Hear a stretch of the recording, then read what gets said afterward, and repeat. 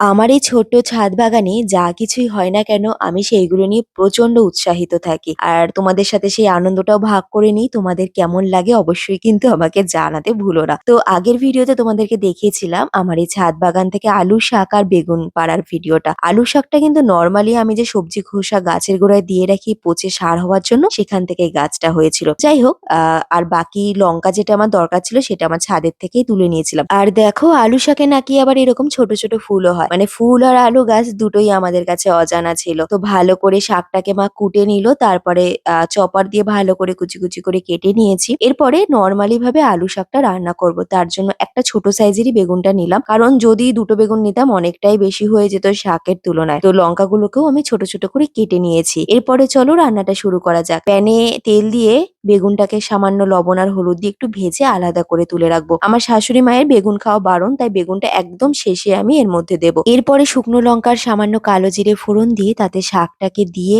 লবণ, হলুদ আর কিছুটা জল দিয়ে ঢাকা চাপা দিয়ে রেখে দেবো 10 মিনিটের জন্য। তাতেই কিন্তু শাকটা পুরো নরম হয়ে যাবে। এরপর অপেক্ষা করতে হবে যতক্ষণে না জলটা পুরো শুকিয়ে শাকটা ভাজা ভাজা হয়ে যাচ্ছে। এবার আমার শাশুড়ি মায়ের জন্য তুলে রেখে বেগুনটাকে এর মধ্যে দিয়ে দিলাম। আর চিনি আমি ব্যবহার করিনি, যেহেতু শাকটা ভীষণই মিষ্টি ছিল। চলো টাটা, বাই বাই।